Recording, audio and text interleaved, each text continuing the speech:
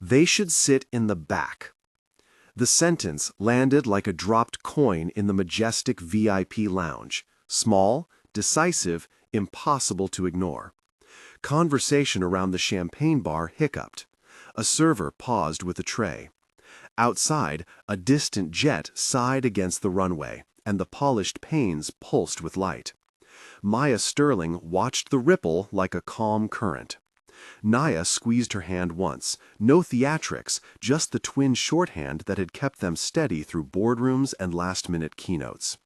The lounge smelled of leather and citrus polish, of expensive perfume, and the faint antiseptic trace of antiseptic wipes. A stewardess adjusted a napkin. At 1A and 1B, 2 boarding passes lay like claims. Printed names, printed privileges, small rectangles of contract. Stick around. This wouldn't be the last sound anyone in this lounge remembered. They had flown Majestic before, for work and for nothing at all.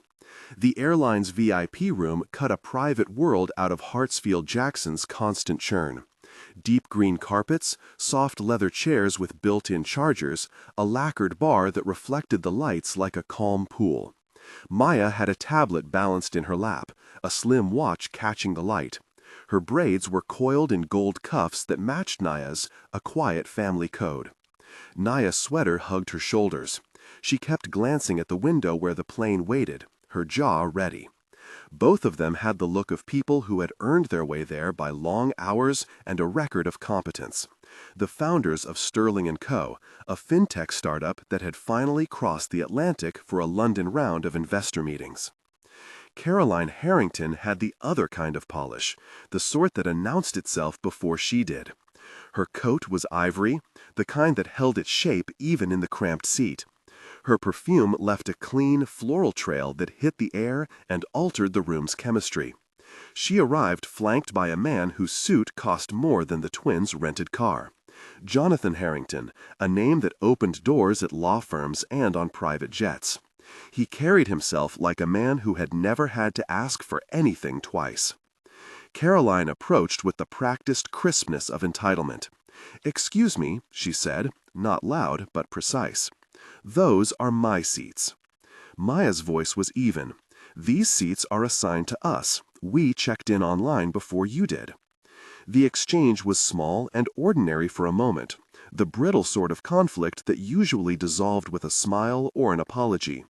The gate agent, Tom, hovered with a clipboard, the young man's badge glinting. He had been at Majestic 2 years and had learned the rhythms of deference. Certain customers required immediate mollification. He read the situation and made a choice before thinking all the way through. He offered to move someone. Caroline's tone tightened, and the edges of her words sharpened into implication. She suggested, not loudly but clearly enough, that perhaps the twins had mistaken the class of their ticket. "It's only fair," she said, "for those of us who understand the system." She did not use a slur. She did not have to. The insinuation hung heavy, a question of belonging. Naya's hand tightened on Maya's. Her reply was a flash. "We paid for these seats. We're staying." That was all. The words were simple, direct. There was no need to expand. Tom's face softened. He stepped toward de-escalation. Would one of them consider switching? He offered a voucher, smooth and bureaucratic. The supervisor's name was Susan Fisher. When she arrived, her posture split the difference between corporate training and a person who had once preferred doing right over doing easy. Her voice tried moderation. "Let's sort this out." Caroline's voice rose, not to insult, not with viciousness, but with brittle certainty. She pressed the matter with the kind of clipped sentences that presumed compliance. She leaned over the twins, a motion that made the table between them feel thinner.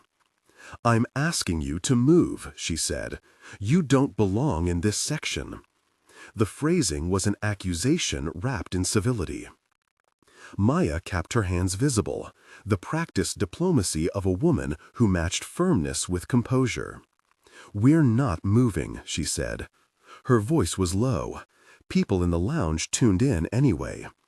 The hum of the extraction fans and the clink of ice seemed to retreat. Naya watched Caroline's hand tremor slightly where she clutched her handbag. A boarding pass slipped and floated like a fallen flag across the marble. For a second, everyone watched the paper land. Caroline reacted by reaching for the microphone at her husband's elbow, or rather, she picked up the weapon most people carry now. She phone-called someone in a tone that suggested authority. Her words were meant to put pressure on the room, a suggestion that she knew people who could make things difficult. She mentioned that she was a client of a law firm, named casually, and that she expected deference. No slur, but the insinuation was there. The twins were the problem. Naya's right hand found Maya's knee and squeezed. Maya's breath counted out 3 measured beats. She slid her thumb against the cuff of her watch, a small ritual that steadied her. "Please," Maya said, soft but implacable. "We're not leaving." Someone's phone chimed somewhere. The lounge's flat screen muted its feed of world news. Outside, a jet puttered like a throat. Susan stepped toward Caroline, the tension knotting at her collar. She tried to resolve it, for the airline, for the room. "I can move you to another seat," she offered, reflexive. It was the kind of corporate response trained in sensitivity seminars. Appease and move on. The room's first instinct was to smooth away trouble. Tom looked between the faces and, following the airline's soft guidance, reached for compliance. He found the twins' boarding passes and turned them over, like judgment cards. Names, gate, seat numbers. He hesitated over the contract language. The people with more money usually got more attention. That knowledge was on his tongue. In a moment of unthinking deference, he suggested an alternate seat for the twins. Nia's voice cut like a clean wire. No. No explanation, just refusal that carried the full weight of indignation. She stood. Caroline, affronted, forced a laugh that was thin and small. The lounge had slowed to watch the friction. A child in the corner tugged a magazine. A man in a suit pressed his lips together. Maya opened her mouth to speak, careful, measured, and instead her phone buzzed in her bag. She checked the screen. One name on the display made her face settle into the calm that people sometimes mistook for detachment. Robert Sterling. Nia watched Maya answer. The twins' family did not call each other unless there was reason. Maya stepped back from the group, put the phone on speaker, and held it just so. The room heard the click and then the voice of oncoming authority emanating gently from the small speaker. "Dad," Maya said. Her voice was contained. She did not need to explain the whole scene. Resistance required only a thread of information. On the phone, Robert Sterling's voice arrived like a slow, controlled tide. Precise, almost conversational. The kind of voice executives spend a lifetime polishing, not to intimidate, but to land. "Maya," he said, "what's happening?" The lounge listened. Conversations hunched in. Caroline's laughter halted into a small, startled sound. She looked at the phone as if it were the new witness in the room. Nia's posture shifted. If Maya was the diplomat, Robert was the institutional lever, not because he wanted spectacle, but because he understood how contracts and reputations worked. "We're being asked to move from 1A and 1B, Maya said, voice steady. "We paid for these seats. The agent is asking us to give them up." On the other end, Robert's intake was silent, long enough to be audible. He measured words. Then he said, coolly, "Cancel Caroline Harrington's upgrade and revoke her elite status with Majestic. Put her ticket on hold. Inform me when done." That was it. The sentence landed like a legal order. It was small in words and enormous in consequence. The lounge inhaled. Tom's face drained. Susan's shoulders tightened into a posture that would undo the earlier appeasement. She had to choose between the script of smoothing things over and the legal weight Robert's name carried. For Majestic, the name Sterling meant contracts worth millions, partnerships and accounts that mattered to balance sheets. For someone like Tom, who had been trained to minimize bad reviews, the command was a pivot. Susan reached for her radio. Her voice when she spoke was immediate and procedural. Security, please confirm hold on Harrington upgrade. Clear retainer status. I'm escalating this to operations.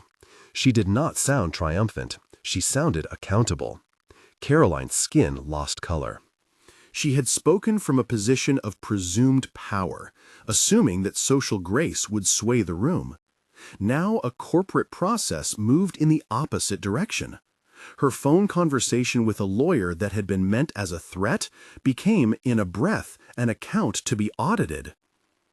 Jonathan looked like someone watching his house tilt on its foundation.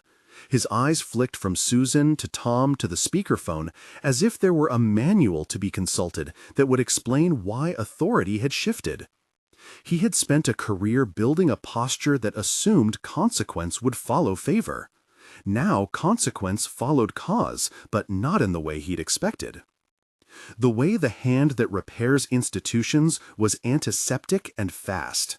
Majestic's operations chain clicked into place. An internal inquiry, a temporary suspension of the staff members' privileges, an immediate hold on the customers' upgrade privileges.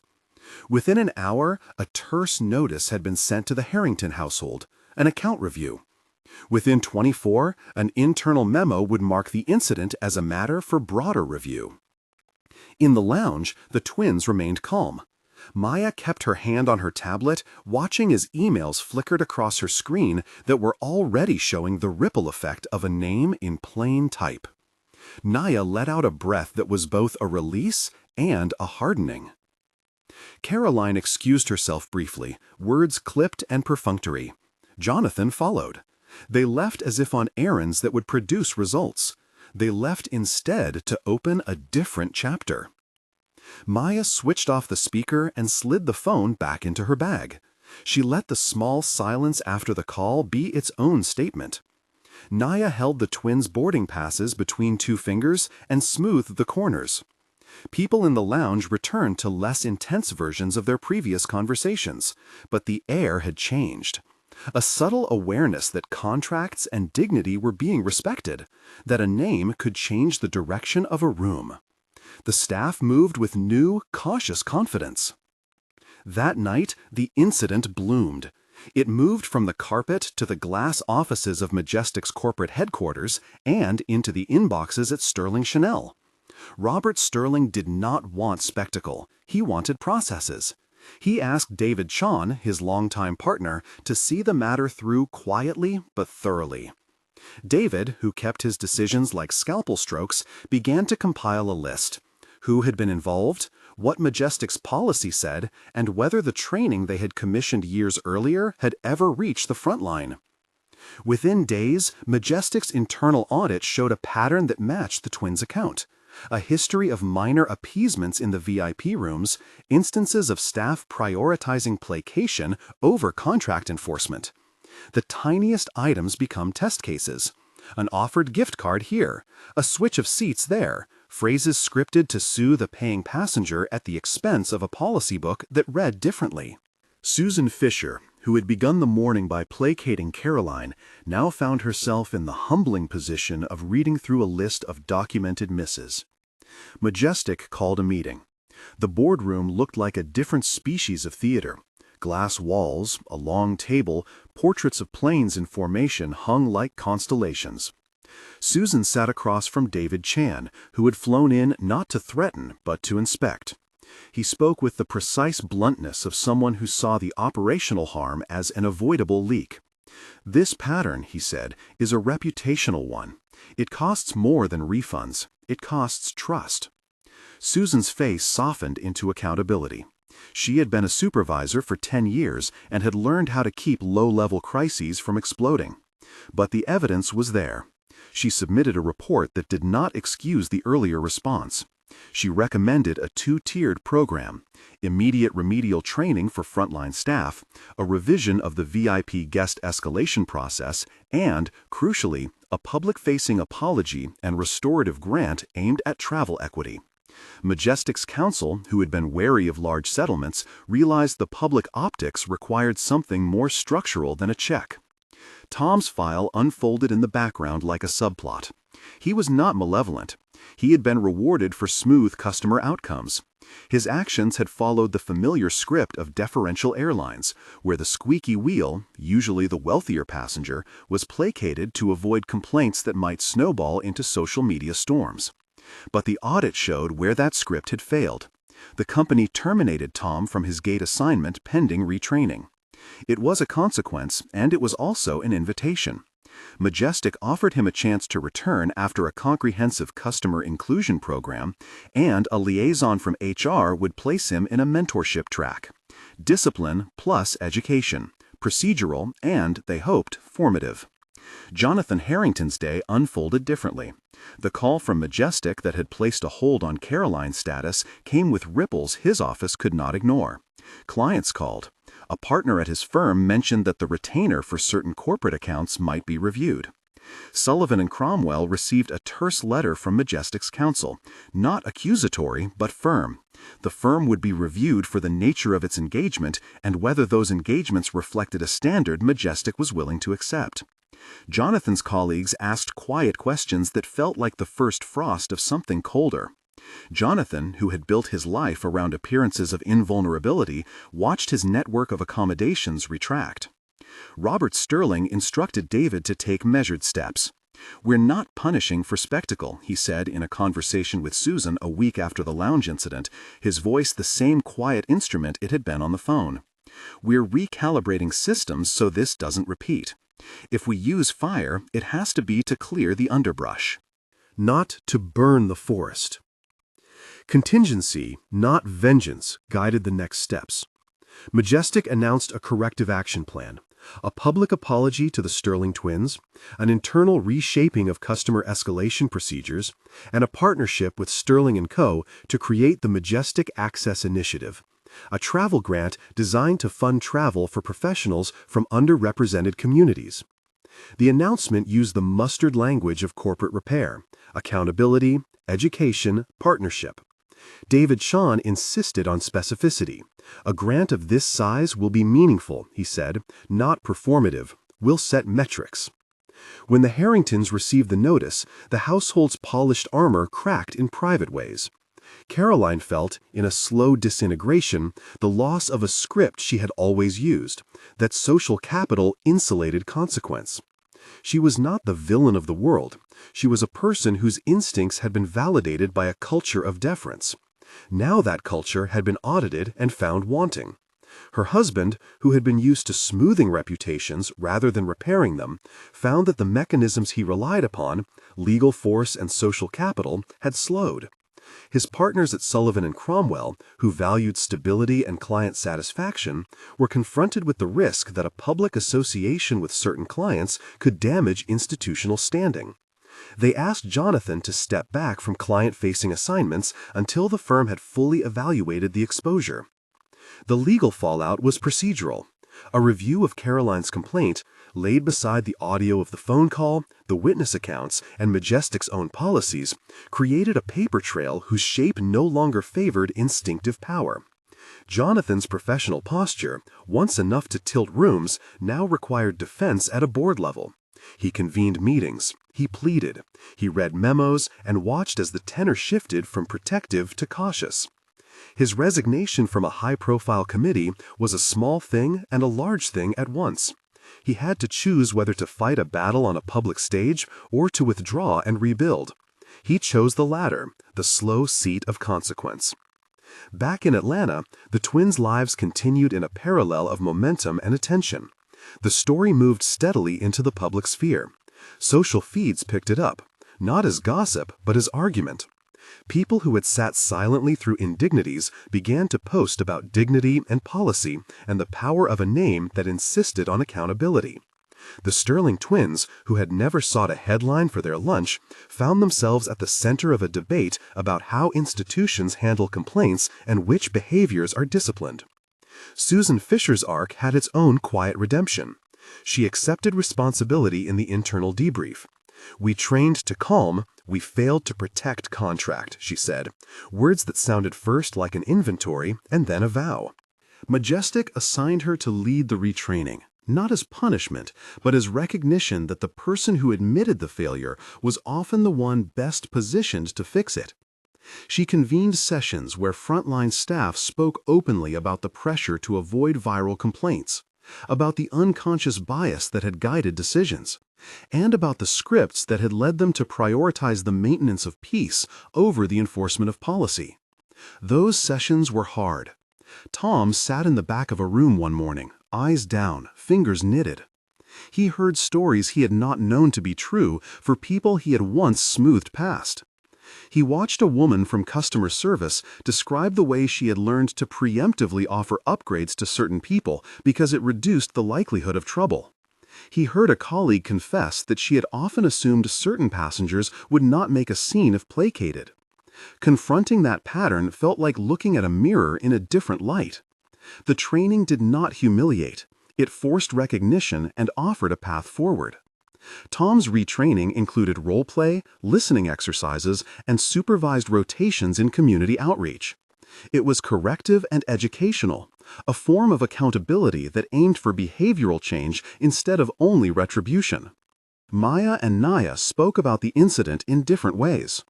To investors who asked if the disturbance would alter their focus, Maya replied with the steadiness that came from a life of contract law and customer trust. The incident exposed gaps, and the response had created space to fund repair. Naya, at meet and greets, found herself asked about anger and composure. Her answer was simple. Dignity is not rage. It is insistence on being treated as a person with rights. A week after the lounge, Majestic announced a partnership with Sterling & Co. and with community organizations. A $10 million Majestic Access Fund aimed at removing barriers to travel for entrepreneurs from underrepresented communities. The press release used corporate cadence, commitment, metrics, long-term goals. But behind the language were specific plans. Scholarship travel for conferences, subsidized flights for pitch meetings, mentorship for travel logistics. The billboard that would later show Maya and Naya's faces in an ad campaign was not a payback. It was a sign that an institution had redirected an embarrassing moment into a structural correction. Jonathan Harrington's name diminished in the public conversation. His resignation from the committee and the reduction of his client role were not annihilation, they were consequences with teeth. He faced a private reckoning with Caroline as well. The home they shared became a place of difficult conversations. She had always assumed she could summon influence. Now she confronted the reality that influence without accountability is brittle. They spoke of expectations and of mistakes. He called associates. It was not dramatic. It was the slow unpicking of habits. Across town, David Chan arranged for a public forum at the Majestic Annual Summit. He invited Susan to present the audit's findings and the corrective plan. Majestic would publish the full report. The airline would terminate certain retainer agreements with vendors who had incentives misaligned with inclusive service standards. It would also hire an independent auditor to review frontline decision-making processes. For David, the goal was clear: to fix the leak and, more importantly, to make the fixing visible. He believed that transparency would deter future lapses. The twins were asked to speak at the summit. At first, they hesitated. They had not wanted celebrity. But they recognized an opportunity to turn a moment of affront into an instrument for policy change. They agreed, not for applause, but to insist on institutional clarity. They rehearsed a short speech that was not about victory, but about accountability. The summit evening had a crisp, careful rhythm. The hotel ballroom glowed under a chandelier like a ceiling full of small stars. Susan took the stage in a dark suit that suggested sober responsibility more than theatricality. She spoke plainly of error, of patterns, and of corrective action. The audience listened. Some nodded, others looked down at papers, but the room held attention. Then Maya and Naya took the microphone together, sitting side by side as they always did. Maya began in the voice she reserved for hard facts. She spoke of contracts and booking confirmations and the dignity those little documents protected. She mentioned the staff who had done their jobs well and those who had made assumptions they shouldn't have. Naya followed, her voice warm but steel-edged, describing the exhaustion that comes from being called into question for simply occupying a place you had purchased. The room did not erupt with applause. It respected the twin cadence, the steady and the direct. Afterward, cameras found them, not asking for sanctification, but for explanation. The billboard campaign rolled out the next month, a large, dignified image of the twins side by side, the tagline reading something like, "Earned seats, earned respect." Underneath, the small print promoted the Majestic Access Fund. The image did not gloat, it spoke. Travelers recognized the twins around airports. A handful would call out congratulations, others would simply nod. Maya and Naya took the attention in stride. They had not set out for this, but neither did they shrink from the role that had landed on them to be the face of a change that would offer practical help to people who needed it. Jonathan's professional reputation healed in measured ways. He stepped away from committee service and chose to focus on pro bono work for a time, an act that some colleagues called strategic and others called penitent. Caroline, for her part, took an image hit that she could not paper over. She sought therapy and public coaching on cultural competence. She gave interviews that read like attempts to rebuild. The public conversation moved on, but the trace remained. A case study in how private indignities could become public inflection points. In the background of the public narrative, there were small restorative moves. Tom returned to Majestic after completing the retraining program, not to the gate, but to a role in community outreach, helping the airline liaise with nonprofits for the Majestic Access Fund. He learned to listen in a new way. His manner was more attentive than before. Susan, now promoted to a role overseeing training and inclusion, convened a commission of staff and passengers to make sure the new policies had teeth. Majestic's board moved to make oversight permanent, not procedural. Robert Sterling, who had opened the phone call that pivoted a lounge, did not insist on theatrics. He declined offers to be the public face of the campaign. He believed that institutions built better by structures, not by having a person as a talisman. David Chan, meanwhile, kept a file on the metrics of the grant, insisting they report on flights funded, new businesses created, and the retention rates of those entrepreneurs. Months later, Maya and Nia would stand in front of a London audience, a featured keynote at a fintech summit that Majestic sponsored. The room held people who had invested and those who had looked on with curiosity. Their speech was not a victory lap. It was a lesson in the practicalities of demand and supply, of dignity and policy. They told the story without sensational detail. They described the lounge, the ice, the leather, the way perfume can shift a room's power dynamics, but only to point toward the long action that followed: a phone call, an audit, a program. They talked about how small acts of dignity could, with the right institutional leverage, produce large-scale change. They were not naive about long odds. Maya noted, policy without enforcement is theater. Nia added, enforcement without empathy is punishment. At the end of the summit, a billboard in Piccadilly Circus displayed their faces above the street. The Sterling twins, calm, dignified, not triumphant, but present.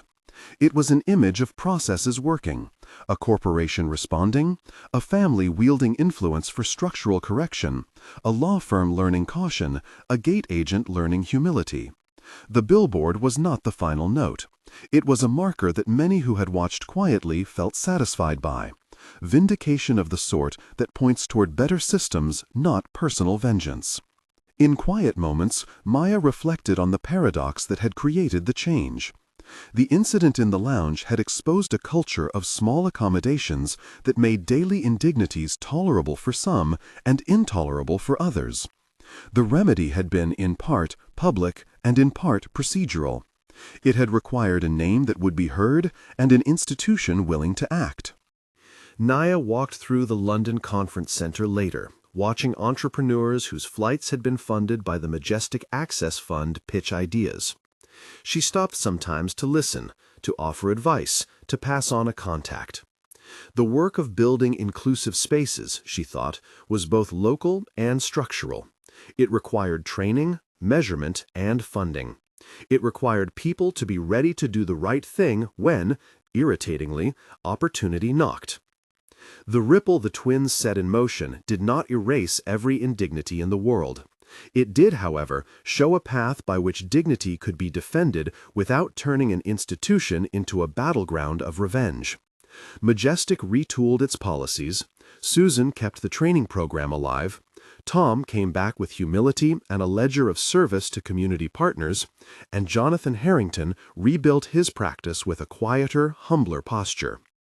A year after the lounge at the Sterling & Co. office, Maya and Naya stood together and looked at the boarding passes they had kept from that morning, 1A and 1B, the clean rectangles that had contained a small legal truth.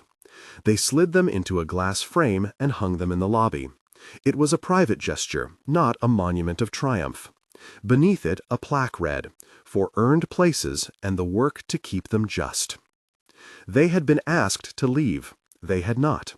What followed was not instantaneous cosmic justice, but a cascade of institutional responses that reconfigured policies and, in small but meaningful ways, people. The public felt vindicated because the system, finally, had been forced to answer. The twins felt satisfied because dignity had been kept as a principle, not a spectacle. When people asked them later if they felt that the outcome had been worth the attention, Maya's answer was pragmatic. It was never about proving someone wrong, she said. It was about showing what systems look like when they correct themselves.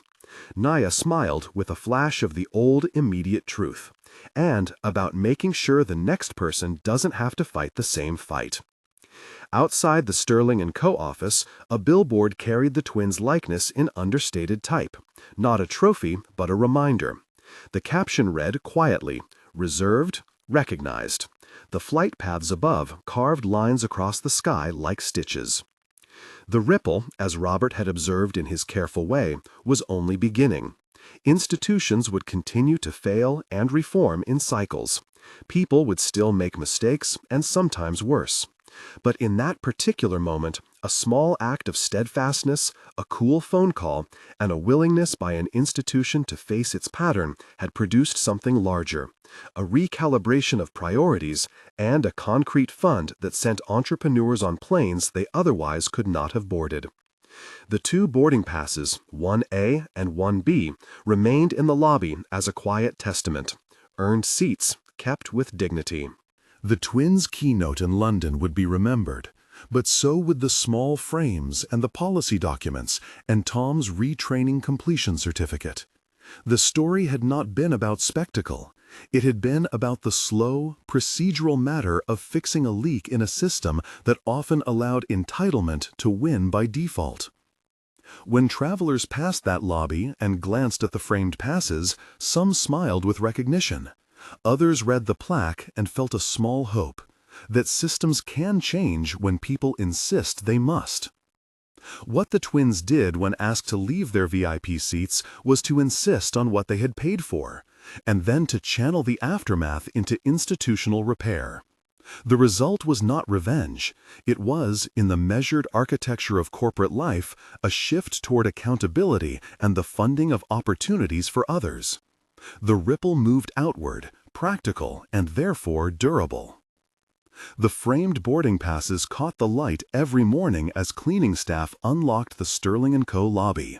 They were modest, no brass plaque, no ribbons, yet their presence altered the feel of the space. People paused there, sometimes for a second, sometimes for the length of a cigarette break, and the lobby took on a new, quieter function. Not just an entry, but a small chapel of expectation. It reminded visitors that entitlement could be questioned and corrected without grandstanding, that dignity could be preserved by procedure as much as by principle. Maya found herself standing beneath that frame more often than she'd expected. Not to admire it, she was not given to ceremonial awe, but to collect herself. The legal work that had followed the lounge incident had been exacting in ways publicity had not prepared her for. Depositions, witness interviews, late-night calls with junior associates wrestling with discovery orders. The law can be tidy and merciless at once, she thought. It reduces stories to predicates and predicates to papers. Naya, by contrast, moved as if the world had widened. She flew to incubators and community colleges, sat with founders in tiny co-working spaces that smelled of coffee and hope, and told them about the Majestic Access Fund like it was a map. She listened, more carefully than before, to pitches that had no slick slides, to entrepreneurs whose only advantages were stubbornness and a problem they refused to stop trying to solve. She set up introductions between those founders and people she trusted. Sometimes the introductions led to investment, sometimes to mentorship, sometimes only to a conversation that lengthened a network by one honest link. "It's different, isn't it?" Naya said one afternoon to Maya, both of them perched on the curved sofa beneath the framed passes. Outside, rain stitched the city glass with a steady rhythm. "We thought changing seats would be the thing, and it was, but changing the pattern, that's the work." Maya smiled, the expression small and wary. "Patterns are slower," she said. "They hide under paperwork." They had both expected resistance. Institutions rarely unlearn habits without argument. What surprised them was the texture of that resistance. In some quarters, it came as old-fashioned denial, executives insisting, privately, that the complaint had been an overreaction. In others, it came as a more modern defense. Metrics, benchmarking, spreadsheets purporting to show that the company's past behavior had not been a pattern, but a few unfortunate incidents. Those defenses could have hardened into obfuscation, but they were answered, in gentle but unambiguous terms, by documentation. Witness statements, internal emails, the ledger entries that mapped out who had been placed where and why. Majestic's internal counsel met more often. The company appointed a director of inclusion who was given a budget and, crucially, the mandate to report directly to the board. Susan's training program expanded its reach. Volunteers who had once been skeptical of corporate training now came to teach modules on implicit bias and procedural fairness. Tom's retraining certificate hung in his office, the framed completion as plain as the twins' boarding passes. He had taken to working with community partners. He scheduled monthly sessions in neighborhood centers, listening to business owners explain how systems had closed doors they needed open. It was not an apology that erased what had been, but a rhythm of restitution. Jonathan Harrington, the lawyer whose practice had once seemed impregnable, did the work that made people uneasy. He humbled himself. He began accepting small pro bono cases for companies run by people who had never moved in his circles. It would have been melodramatic to present the shift as instantaneous revelation.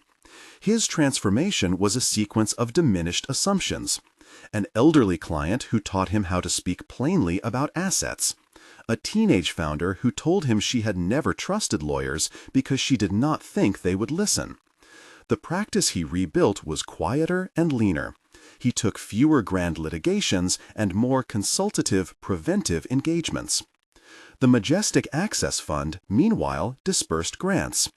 The first recipients were not the charismatic startups one imagined in glossy profiles, but people working in obvious, stubborn ways to meet needs. A social worker designing a sliding scale therapy app. A carpenter designing modular housing for artists. A small logistics company solving the problem of refrigerated transport for regional food producers. The fund's acceptance letters were short and practical. The acceptance ceremonies were smaller than anyone in the press had expected. The twins attended some, declined others. They were careful not to become a brand for every handshake. Yet the public, conditioned by spectacle, looked for theater. Reporters wanted a line that would travel well on air, an image of triumph, a soundbite of moral victory. Maya and Naya learned to avoid easy narratives. When a national talk show asked them to appear together, Maya replied with a single sentence: "We will come when the conversation is about repair, not revenge." Naya added, in a later interview, "We want to create habits that survive a headline's lifespan." Not everyone approved. A columnist wrote that the twins had traded moral clarity for managerialism by pushing for policy tweaks instead of raw punishment. An opinion podcast accused them of allowing corporations to perform reformation without structural liability.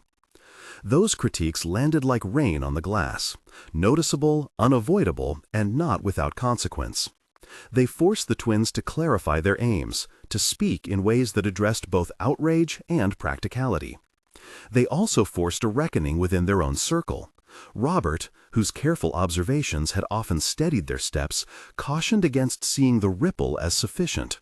"Change that depends on the grace of a few good men at the top can be fragile," he said one evening when they had regrouped in Harold's kitchen after a long day. "You want something that survives when men grow tired or die." Naya listened, eyes reflecting the soft kitchen light. "Then we build layers," she said. "We make sure there's funding, rules, and public record. We make sure people can hold institutions to account without us having to drag them." Maya nodded. "And we teach others how to use the tools," she added. "Legal literacy, how to file a complaint, how to push for audits." They began, therefore, to think about scale. They convened a small coalition: lawyers who had been part of the case, trainers who taught Susan's modules, a few journalists who were committed to covering institutional reform rather than individual heroism. The group drafted a playbook, a set of templates and protocols that community groups and smaller companies could use when they faced similar denials of dignity. It was practical work, drafting complaint forms, sample language for institutional audits, checklists for boards to implement equitable policies. They distributed the materials freely. They did not trademark the language. If anything, they wanted the phrases to sound like civic furniture: plain, useful, unremarkable. At an entrepreneur showcase in Birmingham, a woman named Leela took the twins aside after their panel. She was in her 30s, measured in her speech, an inventor with a prototype cooler designed for rural health clinics. "We couldn't get a single corporate partner," she told them. "They said our market would be too small, our margins too low." The fund changed that. She tapped a tablet that displayed an order confirmation from a regional health service. "We can ship 2 now," she said, and smiled in the way of someone for whom a device transforms an impossible slog into daily work. They met others like Leela. A refugee-run bakery in Manchester received a grant and purchased a van to deliver to farmers markets. A small textile cooperative hired a designer and found contracts with local boutiques. Each small gain resonated beyond itself. The fund's projects became a catalog of practical dignity.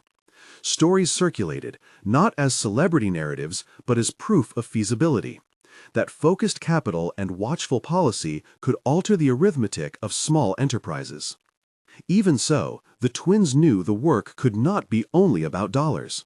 They returned, sometimes, to the moment in the lounge as if to consult its memory. In private, they argued about tone. Maya worried about the possibility of becoming the kind of public figures who were easier to quote than to follow. Naya saw networks as the answer. If they could seed resilient networks of people trained to spot pattern and respond, then the public persona mattered less. They also had to contend with the media's appetite for personal narratives.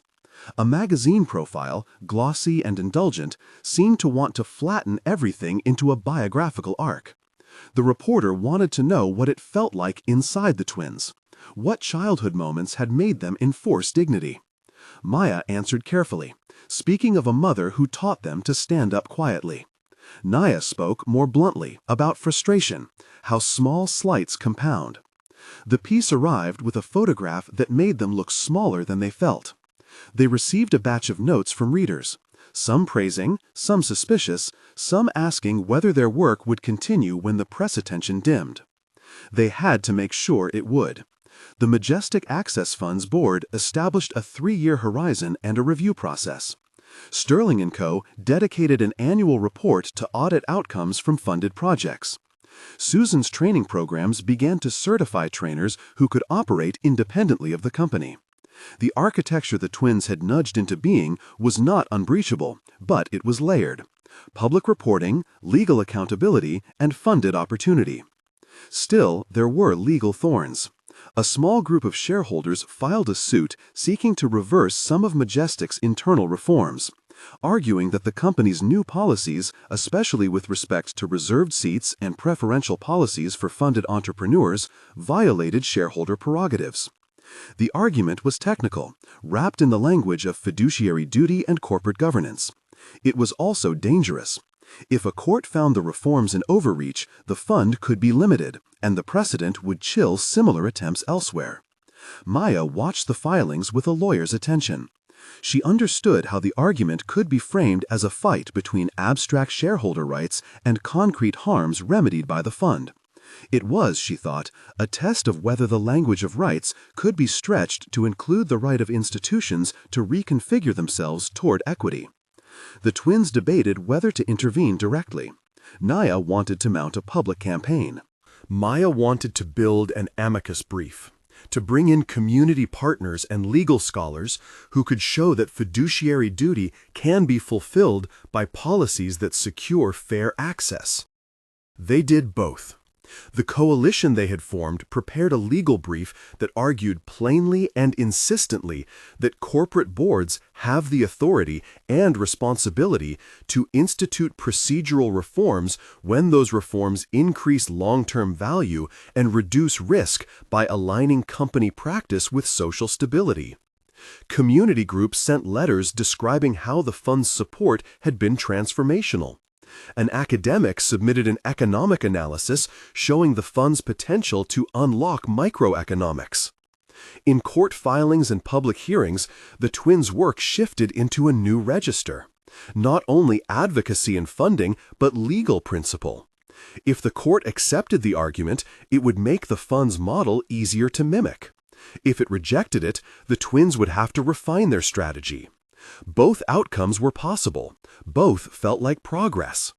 The legal theater unsettled some donors and excited others. It forced everyone, which is to say the public and the institutions that responded, to think in slightly longer time frames. Amid legal calendars and public hearings, the twins found small private reprieves. Maya returned to her law practice and took a case on behalf of a single mother whose housing application had been denied because of an administrative error. The case was not strategically important in the way the Majestic matter had been, it simply needed attention. Maya spent an afternoon with the client walking through forms, explaining the letters that would be sent. At the end, the client hugged her, eyes wet with a relief the sisters had not been able to manufacture with policy. It mattered to Maya that the law remained tethered to people who needed it in granular ways. Nia, meanwhile, taught a workshop to a group of first-time founders. She explained the kinds of legal and institutional levers she had learned to use, how to draft a complaint that would be taken seriously, how to set up governance in a way that reduced the chance of arbitrary exclusion. The room was packed with people whose names were not yet known beyond their communities. They listened with the hungry attention of those for whom access had once been a closed door. This time, the door was ajar. One evening, after a panel on institutional reform, Maya and Nia wandered through a small after-party at the university's common room. They spoke with a philosophy professor who had written about institutional memory, and with a retired head of a regulatory agency, who insisted procedural fixes required public infrastructure. The conversations crossed disciplines: ethics, law, public administration. The twins noticed how often the talk circled back to the same idea.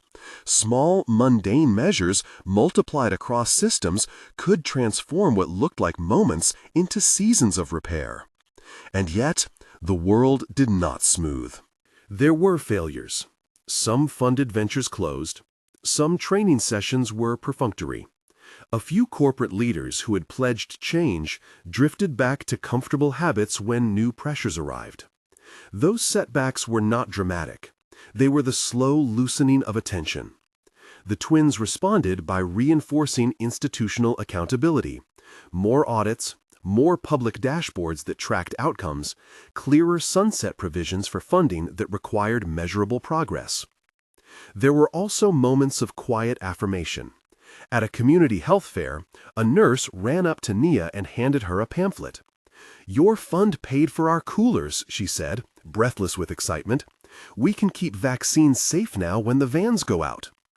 At a neighborhood festival, a couple approached Maya to say that because of a small grant, their artisan textiles collective had grown enough to hire an apprentice. These were not televised victories. They were increments in people's lives that, collected, resembled a kind of steady tide.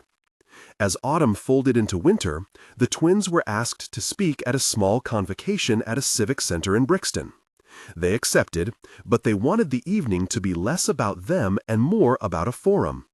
They invited entrepreneurs, municipal officers, lawyers, trainers, and residents. The hall filled with a diverse crowd, some in suits, some in work clothes, some with children on laps. Maya opened with a short talk about procedure. Nia spoke about networks. Then they sat down and let others speak.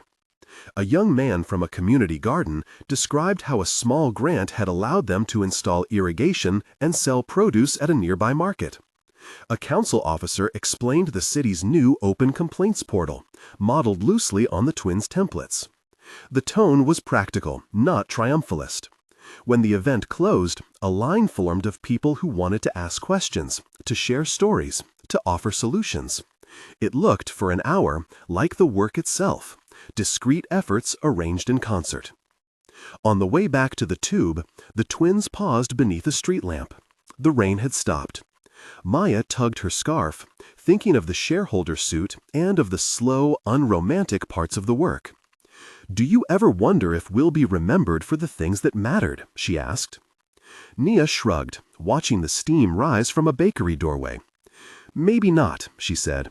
"Maybe we'll be remembered as a reference point. But the things," she tapped her chest, an unshowy gesture, "they persist in how people act." Maya considered that. "The important thing," she said finally, "is whether the work makes it easier for someone else to step in." They walked on, their steps quiet on the pavement. Above them, the city's plane routes glinted in the low cloud. Stitched lines crossing and recrossing like the outlines of a map someone might one day learn to read differently. Back at Sterling & Co., the framed passes caught the morning light again. A new cohort of entrepreneurs arrived that week, anxious and eager, and Maya greeted them with a brief, efficient kindness that had become second nature. She handed out schedules, introduced mentors, made sure that the legal clinic's volunteers were briefed. Then an email arrived in her inbox with the subject line, "Urgent, request for assistance, local housing authority." The message was terse. A municipal policy change had been proposed that, if enacted, would roll back certain procedural safeguards in housing allocations, precisely the sorts of processes the twins had been trying to fortify. The proposal had passed a preliminary vote without public comment and would be fast-tracked in the coming weeks. Maya read it once, then again. Her fingers found Nia's desk. Nia looked up, already expecting trouble. "What is it?" Maya forwarded the email and sat down. "They're trying to speed something through," she said. "It will make it harder for people to appeal allocations." Nia frowned. "That's exactly the kind of slip we worry about. Policy churn used to erode safeguards." They both felt, in the sudden hardening of the moment, the old familiar acceleration. The law, the public, the urgency. The ground shifted from steady work to immediate defense. Maya closed her laptop and stood. "We'll need the coalition," she said, "and we'll need to act quickly." She did not use the rhetoric of heroism. She had learned to move in the language of tasks. Nia rose as well, her face set. They left the framed passes behind them, a small, calm artifact of what had already been achieved, and stepped into the work that would decide whether those achievements could hold against the shape of things yet to come.